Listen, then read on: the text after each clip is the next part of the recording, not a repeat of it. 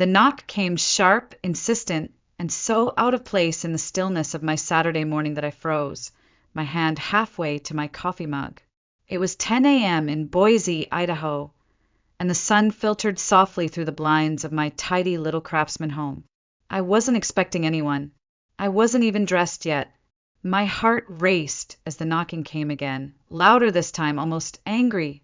I padded softly across the hardwood floor and peered through the peephole.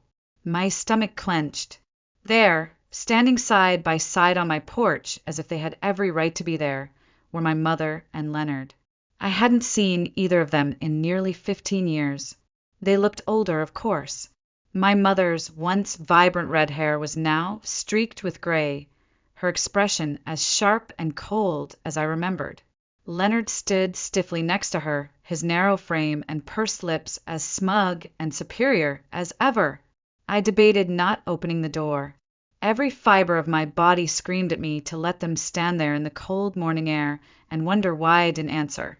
But some foolish, tiny part of me wanted to know what they possibly could want after all these years. With a deep breath, I unlocked the door and cracked it open just an inch. "What do you want?" My voice was flat, guarded. Leonard didn't even bother with pleasantries. He pushed the door open farther and stepped inside, brushing past me as though he still had any right to. My mother followed without a word. I didn't move to stop them. I stood frozen in place, heart hammering, the cold draft from outside curling around my bare feet. "We heard about your promotion," Leonard said briskly, as though we'd spoken yesterday. "You're finally doing something with yourself. About time, really." My eyes narrowed. I said nothing. My mother shifted her weight, clasping her hands tightly in front of her as if rehearsing some sympathetic act. "The twins are starting college soon," she said smoothly, "and we've hit a bit of a rough patch financially. We figured since you're doing so well now, you could help out with their expenses." I stared at them. The audacity, the sheer gall of these people was staggering. After 15 years of nothing, no calls, no letters, no birthday cards, not even a single apology, they were standing in my home demanding money. "Are you serious?" I whispered, my voice low and trembling with a fury I barely contained. Leonard's mouth tightened into what might have been a smile if it weren't so bitter. "You're making good money now, aren't you? Don't act like you can't afford it. You don't have kids. You don't have a family to take care of. You've got the money." I took a step back, still stunned by the surrealness of it all. I could hear my pulse thudding in my ears. For a split second, I wasn't standing in my living room in Boise. I was 16 again, standing in that cold, unfamiliar space when they had sat me down and told me I didn't belong anymore. I shook my head, breath catching painfully in my throat. "It's not about whether I can afford it," I said hoarsely. "It's about the fact that you both have done absolutely nothing for me. And now you stand here, asking for a handout like I owe you something." My mother sighed heavily, her face twisting into that all too familiar look of exasperation. "Here we go again. You're going to play the victim now. Poor Sienna, the neglected daughter. Get over yourself. Look at you. You turned out fine." I stared at her, stunned, rage and disbelief crashing over me like a tidal wave. The memory of that night when I was 16 burned sharp and fresh again. The night they tossed me aside like I was nothing more than an inconvenience. My voice hardened. "I turned out fine in spite of you, not because of you." Their expressions flickered, momentarily caught off guard by the venom in my words. I straightened my shoulders. "You want my help?" I whispered, icy calm sliding over my shaking frame. "Let me tell you a story first. I was born in Boise, Idaho in the fall of 1991, to a mother who was barely 20 years old and very much alone. My father? I never knew him. According to my mother, Carolyn, he walked away the moment she told him she was pregnant. No drama, no second thoughts, just gone. We lived in a tiny 2-bedroom apartment above my grandparents' garage. The place smelled faintly of cedar and motor oil. The walls were thin, and I could hear every creak of the old stairs when my grandfather came up to check on us. Despite how small and modest it was home. My grandparents, Edward and June Dalton, were my true anchors. My grandfather was retired military, stoic, disciplined, but with a soft spot a mile wide when it came to me. My grandmother had the patience of a saint. They provided stability when my mother was drowning under school and 2 part-time jobs. My mother was determined, I'll give her that. She juggled nursing classes at Boise State and work as a receptionist at a local clinic. There were nights when I would fall asleep listening to the soft hum of her typewriter or the quiet shuffle of her textbooks, turning pages under the flicker of a cheap desk lamp. Those early years were actually good. I didn't know we were poor. My grandparents made everything feel safe, and my mother, despite her exhaustion, always made time for bedtime stories and Sunday walks in the park. I remember the way she used to braid my hair and tell me about the bright future she was building for the both of us. We would walk to and Morrison Park and sit on the grass under the enormous weeping willows. I would chatter about my day at kindergarten, and she would listen, smiling as if nothing else in the world mattered. For a long time, I truly believed we were a team, me and Mom against the world. But life has a funny way of shifting under your feet when you least expect it. When I was 8 years old, my mother started talking about someone new she'd met. His name was Leonard. She met him at the physical therapy clinic where she had just started working after graduating. I remember the first time she introduced us. Leonard was tall, thin, with dark, neatly combed hair and glasses that made him look colder than he probably intended. He shook my tiny hand with the stiffness of someone meeting a stranger, not a child who might someday become family. He was polite, distant, and in every way detached. He didn't ruffle my hair. He didn't kneel down to my eye level. He didn't even ask me a single question. He just nodded, said, "Nice to meet you, Sienna," and sat next to my mother at the dining table, already claiming the space. I had no reason to dislike him at first, but I noticed small things. How my mother's attention slowly began to drift. How dinners, once full of her questions and laughter, became quieter, more subdued. She started missing our Saturday park walks. Bedtime stories became hurried or forgotten altogether. At 8, you don't really understand the complexities of adult relationships. All I knew was that my place, once so secure in my mother's orbit, was quietly being reassigned. They dated for 2 years. The entire time I tried to convince myself it was fine, that once the excitement of a new relationship wore off, things would return to how they were. They didn't. In the summer of 2005, when I was nearly 13, my mother married Leonard in a small ceremony in the backyard of our grandparents' house. I stood awkwardly in a pale blue dress, clutching a bouquet that felt too heavy for my tiny hands, watching them exchange vows under a cheap white arch covered in silk roses. That day was the last time I remember my mother truly looking at me with softness in her eyes. Afterward, everything changed.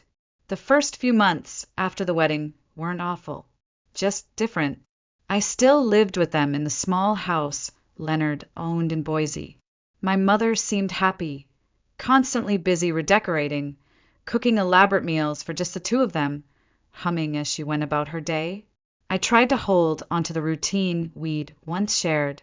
I still left little drawings for her on the fridge, tried to talk to her after school about my teachers and friends. I still begged for those rare park walks that had once been our tradition, but the answers became shorter, the smiles thinner, more and more often. She was too tired, too distracted, too busy with Leonard's work schedule. Leonard, for his part, was never cruel, but he was never kind either. He treated me like a fixture in the house, a couch, a lamp. I was there, but invisible. Meals at the table became a cold ritual. Leonard and my mother would talk quietly about his projects, their weekend plans, his work travel. I would sit silently, pushing peas around my plate, waiting for someone to notice me. They didn't. I started overachieving at school, desperately trying to get their attention. Straight A's, student awards, perfect behavior. Every report card I brought home was met with a disinterested "That's good, honey," from my mother, or just a nod from Leonard. The disconnect grew, slowly at first, then all at once. There was no dramatic fight, no tearful blow-up, just a quiet shutting of doors, a gradual fading of my existence in their lives. Then, in early spring of 2007, when I had just turned 15, my mother sat me down in the living room. I remember the late afternoon sun slanting through the blinds, striping the carpet in golden light. I knew something was coming. "I have news," she said almost nervously. "We're expecting." I blinked. Expecting what? She smiled tightly. "Twins. You're going to be a big sister." I stared at her, stunned. Somewhere deep inside me, hope flickered. Maybe this would bring us back together. Maybe she would need my help, and we could bond again. For the next several months, I leaned into the fantasy. I babysat for neighbors to practice. I researched how to swaddle newborns. I offered to help her around the house, cooked simple dinners so she could rest, but her belly grew and my presence shrank. Every conversation revolved around the babies. Every spare dollar was saved for their nursery, their clothes, their future. My existence became background noise. The dinners stopped altogether. Bedtime talks vanished. Inside jokes, silly rituals, even just a gentle hand brushing my hair away, all gone. By the time she reached her third trimester, I barely recognized the woman I once adored. The final blow came one night when I was helping fold tiny onesies in the laundry room. I asked timidly, "Mom, can we maybe go to the park again soon? Like we used to?" She barely looked up from the basket.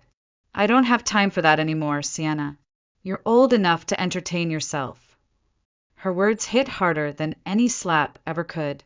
I stood there, holding a soft yellow blanket, realizing that I had been completely replaced by two people who hadn't even been born yet. I didn't cry. I just folded the last pair of socks and walked quietly back to my room. That night, staring at the ceiling in the dark, I knew the truth. I was no longer part of her plans, and something inside me hardened forever. The twins arrived in late January of 2009. Max and Mia, tiny, red-faced, squirming bundles wrapped in soft pastel blankets. The house transformed overnight into something unrecognizable. Bottles, diapers, pacifiers scattered across every surface. Endless visitors with gifts and congratulations. Leonard beamed like he had won the lottery. I hovered at the edges of it all. At first, I tried. I offered to help warm bottles, fold tiny clothes, rock the babies to sleep when my mother was exhausted. But my hands were gently pushed aside again and again. My mother became a ghost of the woman I once knew. She spoke to me in clipped, distracted tones, her attention constantly shifting back to the twins.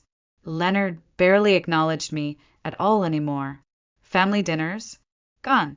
Movie nights? Forgotten. Even school events or awards I used to proudly announce went completely unnoticed. I once left my perfect report card on the kitchen counter for days. No one even moved it. I stopped trying. At school, I became a ghost too. I went through the motions. I excelled only out of sheer force of habit, not because anyone cared anymore. The hardest part was pretending I wasn't crushed. I remember walking home from school one crisp autumn afternoon, kicking dead leaves along the sidewalk, dreading the heavy silence that would greet me behind our front door. There were no more "Welcome home, sweetheart." No more warm hugs. Only the faint, constant cries of babies and closed doors. The final fracture happened on a cold night in July 2011. I had just turned 16. I came home from a shift at the local diner where I had started working weekends to save up for my own future. The house was quiet, too quiet. My mother and Leonard sat together on the couch, serious expressions painted across their faces. I froze. I knew something bad was coming. "Sienna, we need to talk," my mother said, her voice rehearsed and flat. Leonard leaned forward, elbows on his knees, a ledger of bills and spreadsheets spread out on the coffee table. Our expenses have increased dramatically with the twins, Leonard began, his tone cold and clinical. We simply can't afford to support 3 children anymore. I stared at them, my brain struggling to process what I was hearing. We've talked it over, my mother continued softly, and we think it's best if you go live with your grandparents for a while. They have more flexibility, and you're almost an adult anyway. My chest tightened. You're kicking me out. Leonard sighed impatiently. They deserve more. It's not fair for them to go without because we're stretched thin trying to support you too. I stood frozen in the middle of the living room, watching as my childhood collapsed around me. Not once did they say, "We'll figure this out." Not once did they say, "We love you, we want you here." The message was clear. I was disposable. I walked silently to my room. I packed my small suitcase, a few clothes, my worn copy of To Kill a Mockingbird, a photo of me and my grandparents from better days. I never looked back. The summer night air was cool as I walked alone down the dark suburban street, suitcase rattling behind me on cracked pavement. When I reached my grandparents' house, my grandfather threw open the door in shock. My grandmother wrapped me in her arms without asking a single question. They took me in without hesitation. But even as I stood safe under their warm roof, a cold, hollow place had already formed inside me. I realized that night I was truly on my own. The adjustment was brutal. My grandparents' house, small and cluttered with decades of memories, became my sanctuary. Their home smelled of lavender and old wood. The soft ticking of my grandmother's antique clock filled the silence that once had been my mother's voice. Edward and June Dalton did what they could. They were in their late 60s, living on fixed retirement income, yet they never hesitated to give me a place to stay. I had a warm bed, meals, and, for the first time in years, someone who actually looked me in the eyes and listened when I spoke. But even love has limits when measured against the weight of survival. I knew immediately that if I wanted a future, I would have to build it myself. At 16, I got my first official job at a small coffee shop a few blocks from my high school. The pay was minimum wage, the hours were long, and the customers were often rude. But that tiny paycheck meant I could buy school supplies, secondhand clothes, and contribute what little I could to my grandparents for groceries. I'd wake at 5:30 a.m., stumble into my uniform, and walk the half mile to open the shop by 6. After school, I'd head straight back for the evening rush, wiping tables until my feet ached. Homework got done at the kitchen table at midnight, my eyes heavy and hands stained with coffee grounds. Sleep became a luxury I couldn't afford. There were nights when exhaustion won, and I'd wake up slumped over algebra textbooks with my grandmother gently laying a blanket over my shoulders. Despite the grind, I refused to let my grades slip too far. I stayed on track, fueled not by pride but by sheer defiance. I was going to graduate. I was going to make something of myself. What stung the most was the absolute silence from my mother. Not a phone call, not a text, not even a card on my 17th birthday. Through distant family gossip, I learned the twins were thriving. Max and Mia had everything: new clothes, private music lessons, birthday parties at indoor playgrounds, family trips to Disneyland. Meanwhile, I was rationing $20 paychecks to last a week. The unfairness burned in my chest, yet I kept going. I had no choice. My grandfather, who rarely showed emotion, would sometimes sit next to me after dinner and simply say, "You're stronger than they ever gave you credit for, kid." Those words became my armor. My senior year approached faster than I expected. College felt like an impossible dream. My grandparents barely had enough for groceries, let alone tuition.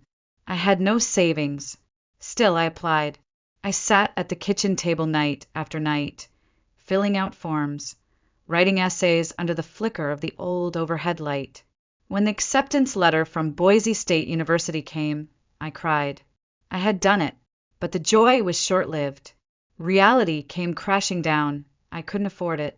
I needed a cosigner for student loans. My heart clenched as I stared at my phone. Against every instinct screaming not to, I typed out a message to my mother. Hey, I've been accepted to Boise State. I'm so excited. I was wondering if you might be willing to help co-sign a student loan. I completely understand if you can't. I just don't know who else to ask. I stared at the blinking cursor for what felt like forever, then hit send. Hours passed. My stomach twisted with each minute. Finally, her reply came. Cold, clipped final. We're saving for the twins' future. We can't help. Sorry. That was it. No congratulations. No questions. No offer to even meet for coffee to talk. I sat in stunned silence. The lump in my throat swelled until I couldn't swallow. The tears came fast and hot. Not because I didn't expect it, but because some tiny, stupid part of me had still held on to hope. I put the phone down and whispered into the darkness, "You've made yourself clear." That night, I vowed that I would never ask her for anything again. I sat at the kitchen table long after the message from my mother faded from the screen. The silence in the room was deafening. The rejection wasn't new, but it was final. The next day, I told my grandparents what happened. My grandfather muttered something dark under his breath, pacing the length of the tiny living room. My grandmother hugged me tight, whispering, "You've done nothing wrong." But it was Aunt Linda, my mother's only sister, who truly saved me. I hadn't even considered asking her. She had 2 kids of her own and a modest job as a school librarian. I didn't want to burden her. But when she found out what had happened, she showed up at our door with fierce determination in her eyes. "I'll co-sign your loan," she said before I could even explain. "You deserve a shot." I blinked, stunned. "Linda, I can't ask you to do that," she waved me off. "You didn't ask. I'm offering. I've watched you fight your way through life when no child should have had to. I believe in you, Sienna. Always have."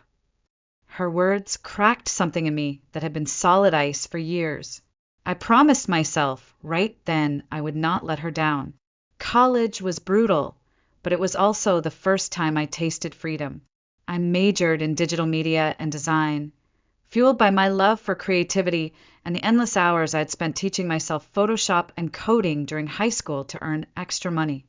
I worked 3 part-time jobs to cover books, food, rent, and anything the loans didn't cover. My typical week was a blur. Morning classes, late-night shifts at a diner, tutoring other students, weekend freelance projects, designing logos and websites for local businesses. I survived on caffeine, granola bars, and sheer stubbornness. Sleep became a distant memory. There were nights when I stared at my cracked laptop screen, fingers numb from typing, exhaustion making my vision blur. Yet I kept going. The alternative, giving up, was never an option. Sometimes Aunt Linda would send me a care package, a new pair of gloves for winter, a small box of cookies, a handwritten note that simply said, "I'm proud of you." Those tiny gestures meant more to me than any amount of money ever could. I avoided my mother entirely. I blocked her on social media, refusing to watch the shiny, perfect life she paraded online with Leonard and the twins. Birthdays came and went without so much as a text from her. I stopped caring. By my senior year, I had built a solid reputation as a freelance designer. My small portfolio had quietly grown into a steady side business. For the first time ever, I started believing I might actually have a chance. When graduation day arrived in May of 2018, I didn't send an invitation to my mother. She had forfeited the right to share that milestone. But Aunt Linda was there, sitting proudly in the front row in a simple navy dress, wiping away tears as my name was called. I walked across that stage in my worn, borrowed gown, feeling something unfamiliar yet powerful swell inside me. I had done it, not because of my mother, not because anyone handed me anything. I had built this with my own hands. As I hugged Aunt Linda afterward, I whispered, "Thank you. I couldn't have done it without you." Her reply came soft but firm. "You would have found a way even if I hadn't. I just gave you a little nudge. For the first time in a very, very long time, I believed her. Graduation was supposed to feel like the finish line. Instead, it was just the starting pistol. I packed my few belongings into the back seat of my beat-up Honda Civic and drove across town to a cramped studio apartment above a noisy pizza shop. The walls were thin. My mattress was nothing more than an air bed for the first 6 months. My furniture consisted of a folding table and a mismatched chair I found at a garage sale. But it was mine. I had traded safety for independence, and I relished every second of it. My first job was at a small marketing agency that specialized in local businesses. The pay was barely enough to cover rent and student loan payments, but I didn't care. I showed up early. I stayed late. I volunteered for projects no one else wanted. I lived on frozen dinners and discount instant coffee, barely scraping by while my student loan balance hovered over me like a shadow. The agency was chaotic, the clients demanding, and my coworkers rotated in and out like a revolving door. But I learned fast. There were nights I would get home so exhausted that I barely had the energy to shower before collapsing onto my air mattress. I kept freelancing on the side, building websites, designing logos, even doing social media campaigns for small restaurants and boutiques. Slowly, the money trickled in. Slowly, the panic of will I make rent this month started to fade. By 2020, I had leveraged my portfolio into a junior designer position at a much larger firm downtown. The moment I stepped into the sleek glass building on my first day, carrying my secondhand laptop and wearing my only decent blazer, I felt it. I was no longer surviving. I was moving forward. The new job came with a desk, business cards with my name, and health insurance, something I had never had growing up. I absorbed everything I could: marketing strategy, client presentations, project management software, leadership skills. I became known for never missing deadlines, for staying calm under pressure, for finding creative solutions no one else thought of. I avoided office drama, stayed out of gossip, and quietly built a reputation as the person who got things done. In 2022, I was promoted to project manager. It felt surreal. Me, the invisible daughter who had been pushed out to make room for someone else's perfect family, now running multi-million-dollar campaigns. I kept my personal life private. No big social media posts. No humble bragging. No flashy vacations. I had learned the hard way that attention always came with a price. The only person I shared my successes with was Aunt Linda. She was the one who had believed when no one else had. Every phone call, she would beam with pride. "I knew you'd make it," she'd say softly. I never told her how much I needed to hear those words. By 2024, I had been promoted again. Senior project manager at 33. The air mattress was long gone. My studio apartment had been replaced by a small but beautiful 2-bedroom home in a quiet Boise neighborhood. I had a real couch, real furniture. I even adopted a rescue dog, a scrappy little terrier mix named Jasper, who followed me everywhere. Life wasn't glamorous, but it was peaceful, stable mine. For the first time in my life, I had breathing room. And then one casual remark from Aunt Linda at a family barbecue changed everything. She had meant no harm. She had simply mentioned to a distant cousin, within earshot of my mother, that I had recently received another promotion and was doing really well at her firm.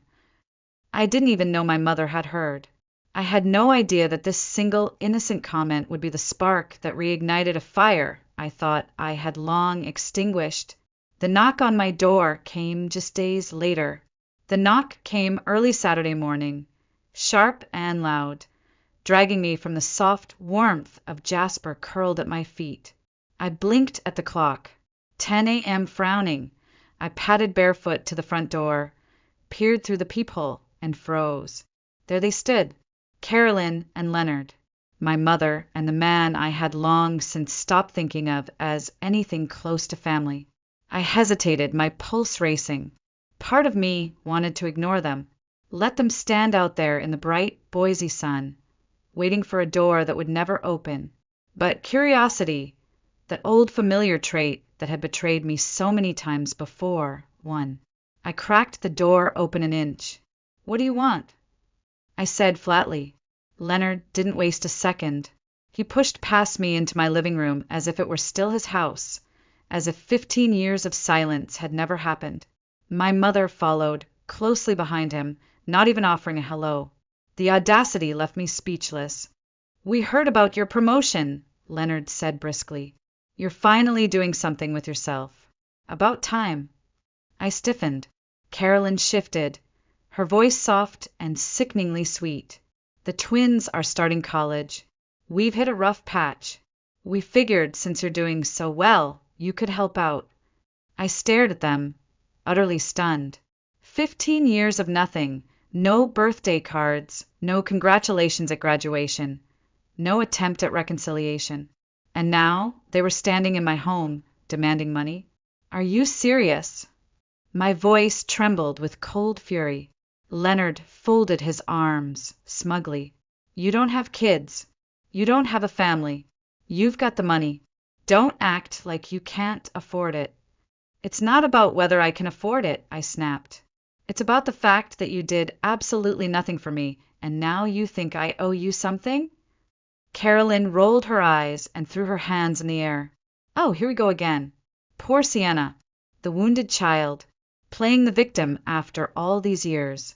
Look at you, you turned out fine. The words hit like a slap. I clenched my fists at my sides, my voice low and shaking. I turned out fine in spite of you, not because of you. Leonard sneered. If anything, you should be thanking us. If we hadn't pushed you out, you wouldn't be where you are today. I inhaled sharply. My heart pounded. Thank you, I whispered, disbelief flooding my chest. You threw me away like garbage because I wasn't convenient anymore. You made it very clear that I didn't matter. And now you expect me to pay for the kids you actually cared about. Carolyn's expression hardened into ice. You're being selfish. Am I? I stepped closer, my voice cold and deadly calm. I worked 3 jobs through college. I graduated without a cent from you. I started with nothing. No home. No safety net. No support. I built everything I have without you. You don't get to come back now and pretend you're entitled to a single dollar. Leonard jabbed a finger toward me. You've always thought you were better than everyone else. You weren't important to this family then, and you're not important now. The words sliced deep, but I didn't let it show. Then why are you standing in my living room begging for money? I shot back, my voice steel. They stared at me, stunned. Carolyn's voice rose sharply. We didn't want to come here. Do you think we enjoy this? The twins deserve a future. And if you weren't so damn selfish, you'd see that. I laughed bitterly, the sound sharp and hollow. You want to talk about selfish? I stepped closer, fury radiating off me. You threw your daughter out of the house at 16 to make room for your real family. You told me I wasn't worth the effort. Now you stand here and talk about what Max and Mia deserve. They deserve better parents. That's not my problem. Leonard took a step forward, voice low and threatening. You better watch your mouth. I didn't flinch.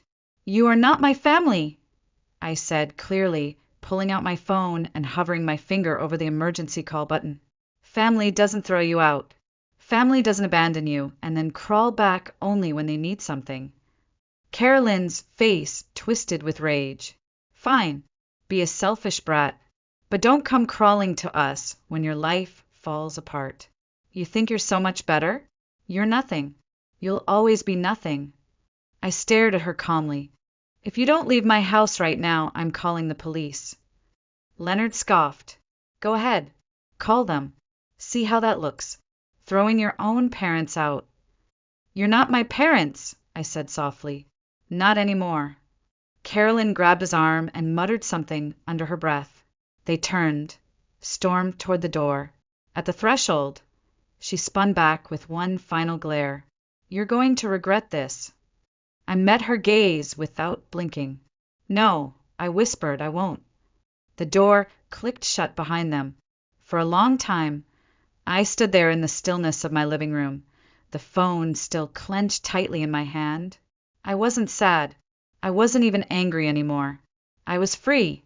I stood in my living room for a long time after they left, phone in hand, chest heaving quietly, Jasper curled protectively at my feet. For years I had imagined what that final confrontation might feel like. I had thought I would cry, rage, or collapse under the weight of it all. But instead I just felt relief. The next week passed quietly. I told no one. I poured myself into work, focusing on back-to-back projects and deadlines. I wanted to believe it was over. I should have known better. A week later, I walked into the office to find the reception staff pale and visibly shaken. My coworker Jordan pulled me aside. "Sienna, I don't know how to say this, but your mother showed up." My stomach dropped. "She stormed in here asking to speak to you," Jordan whispered. "When they told her you weren't here, she refused to leave. Started yelling about family obligations and how much she had sacrificed for you. Security had to escort her out." My face burned with shame and fury. I felt physically ill. The following morning, I requested a meeting with HR. Calmly, I explained everything. The history, the incident at my home, the outburst at my workplace. My HR representative, Carla, listened sympathetically and assured me they would add her and Leonard to the no admittance list for the building. But the pit in my stomach wouldn't leave. 2 days later, I came home from work to find her standing in my driveway, pacing, agitated, red-faced. The moment I stepped out of my car, she stormed toward me.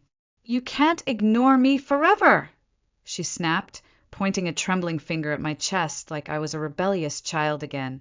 I kept my distance, my heart pounding. "What are you doing here?" I said, quietly. "We need to talk," she barked. "You think you can walk away from your responsibilities? You're a selfish little brat. Everything I did for you, and this is how you repay me." My voice was cold and steady. "You're the parent, not me. The twins are your children. They're your responsibility, not mine." Her face contorted in fury. "I sacrificed everything for you," she shrieked. "And now you turn your back on us?" "You didn't sacrifice anything for me," I shot back, voice rising. "You kicked me out like trash. You made your choice the day you told me I wasn't worth it. Go back to the perfect home you threw me out of and don't show up here again." Her shrill voice turned hysterical. "He's a brat!"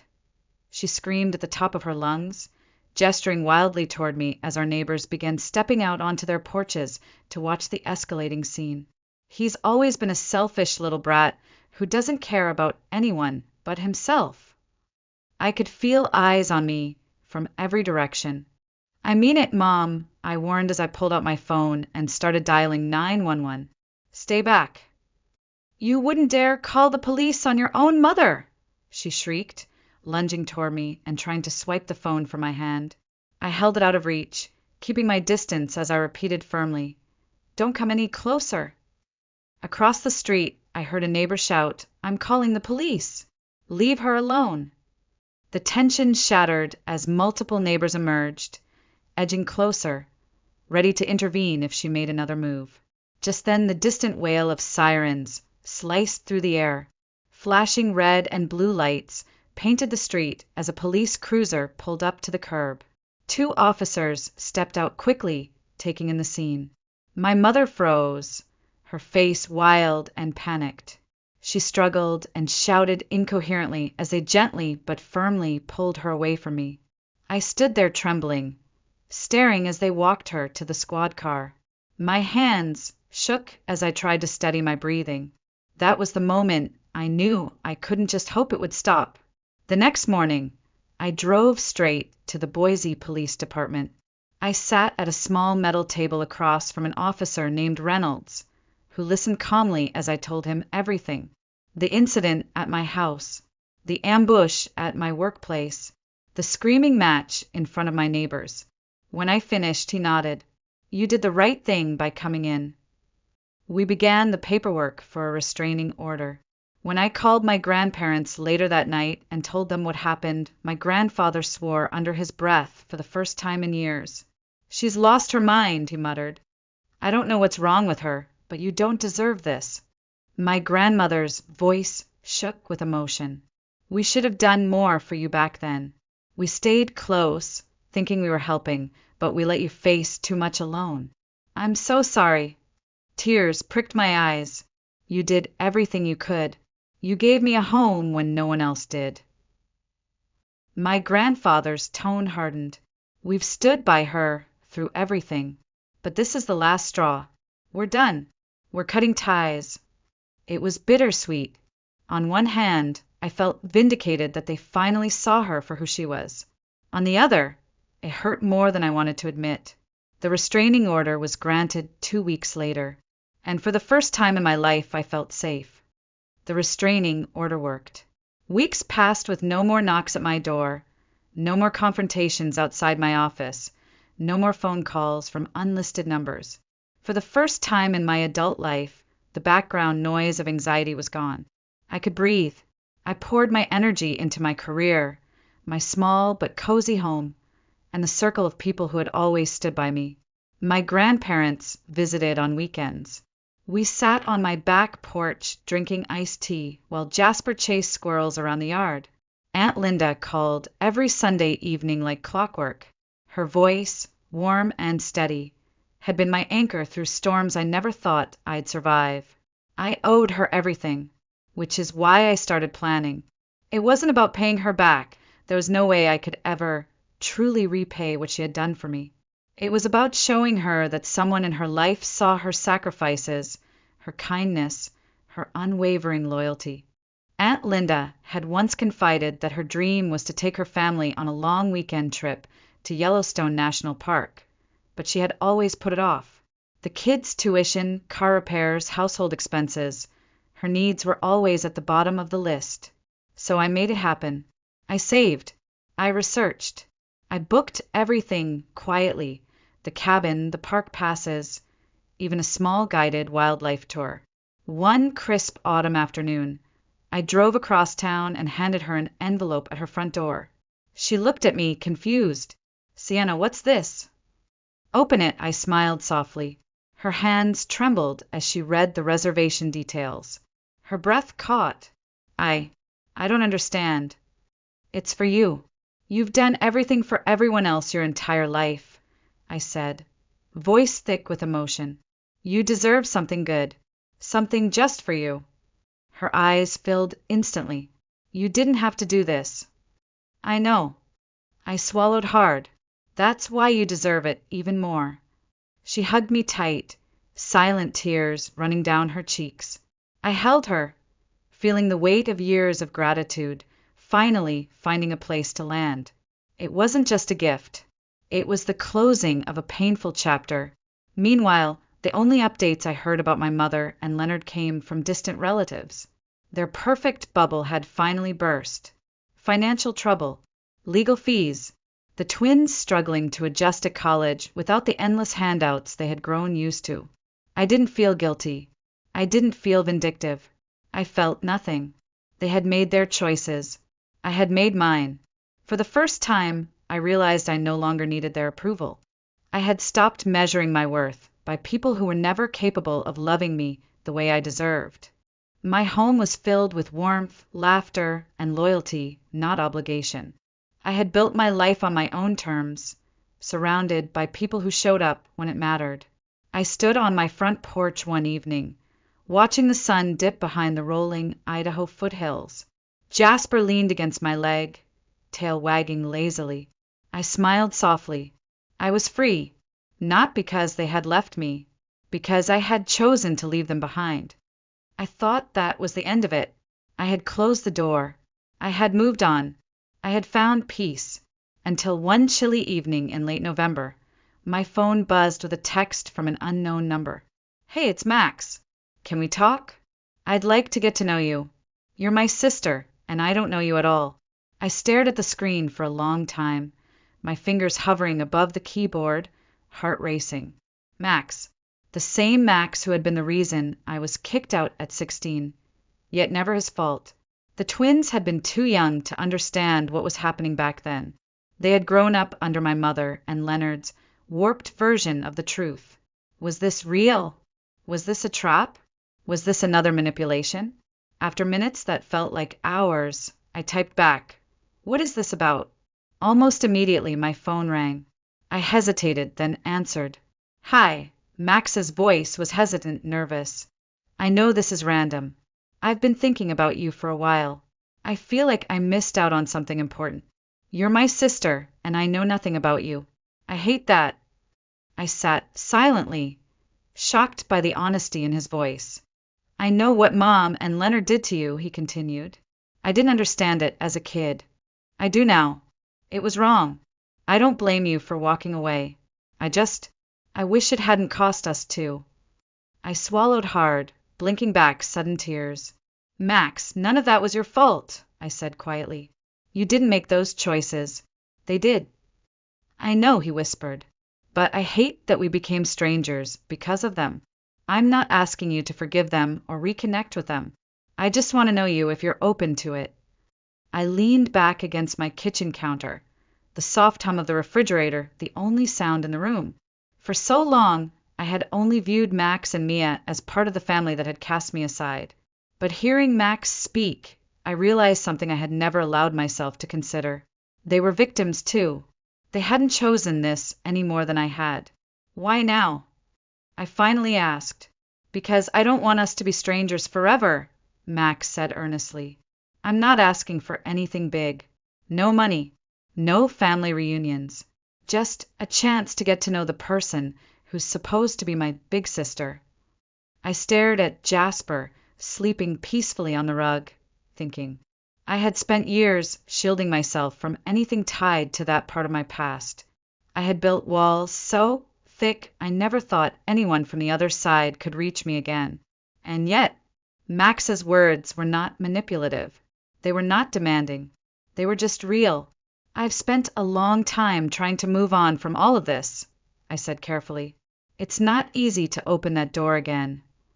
"I get that," Max replied quickly. "I'm not expecting anything. I just want to start somewhere." Silence hung between us. Finally, I exhaled slowly. "All right," I said. "We can start with a conversation." I could hear the relief in his voice. "Thank you. That's all I'm asking." We ended the call shortly after. I stood in my quiet home, phone still warm in my hand, emotions swirling in ways I hadn't felt in years. I didn't know what would come of it. I wasn't ready to call it family. I wasn't ready to let down all my walls. But I was ready to take one small step. For the first time, I realized that maybe, just maybe, there was a path forward that didn't involve pain or bitterness. A soft ending. A clean breath after years of drowning. I had built my life without them. I didn't need their validation. I had my own worth, my own home, my own people. And maybe now, cautiously, I had one more person willing to meet me halfway. Not out of guilt, not out of obligation, just out of the simple human desire to say, "I see you." I smiled faintly, stroked Jasper's head, and whispered to the quiet house, "Let's see where this goes."